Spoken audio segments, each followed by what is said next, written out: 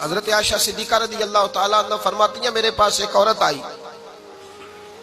तो मैंने उसके साथ 2 बेटियां थी उसकी, मेरे पास 3 खजूरें थी, मैंने उस बीबी को दे दी। 2 बेटियां थी। उस औरत ने क्या किया, मैं देख रही थी, माँ थी ना और बेटियों की माँ थी। उसने पहले एक एक खजूर दोनों बेटियों के मुंह में डाली और फिर जो खजूर उसके पास बच गई, मेरा ख्याल था ये खाएगी, लेकिन उस माँ ने उस खजूर के 2 टुकड़े किए और वो भी अपनी बेटियों के मुंह में डाले।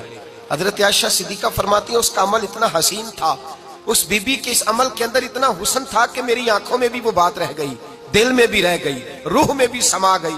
उसके हुस्न और तासीर को मैं भुला न सकी।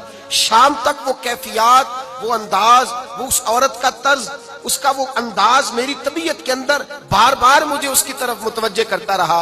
शाम को महबूब तशरीफ लाए, नबी करीम सल्लल्लाहु अलैहि वसल्लम शाम को जब तशरीफ लाए तो हबीब पाक अलैहिस्सलाम को मैंने बतलाया।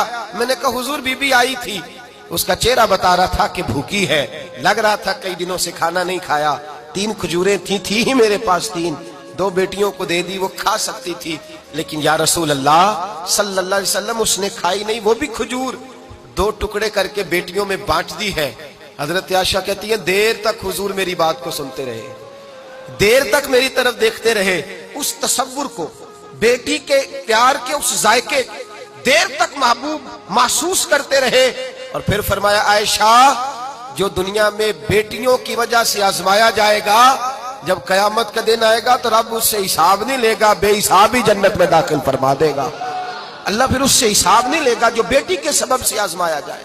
यानी हुजूर ने बाप को कहा कि बेटी को मुसीबत ना समझना, अगर कभी उसके मेके से झगड़े का पैगाम भी आ जाए, अगर कभी दोबारा तुझे उसकी तरफ पलट कर जाना भी पड़े।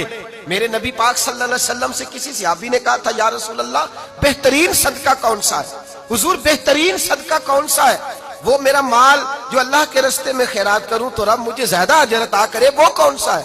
तो मेरे नबी पाक ने फरमाया, अगर तेरी बेटी वापस लौट आई, तलाक की वजह से या बेवा होकर वापस आ गई और तुझे उस लौटने वाली बेटी पर कुछ खर्च करना पड़ा, तो तेरे रसूल का वादा यह है कि अल्लाह तुझे उस रुपए पर सबसे ज्यादा अजर अता फरमाएगा, उस पैसे पर अल्लाह तुझे सबसे ज्यादा। इन्हें बोझ ना जानना, इनकी आजमाइशों पे परेशान ना होना।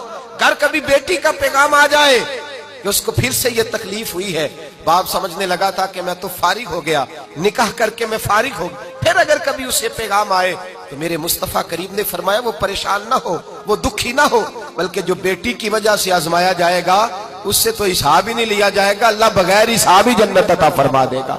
इतना बड़ा मकाम, इतनी बड़ी अजमत और फजीलत अल्लाह के रसूल ने बेटियों के माँ बाप को अता फरमाई।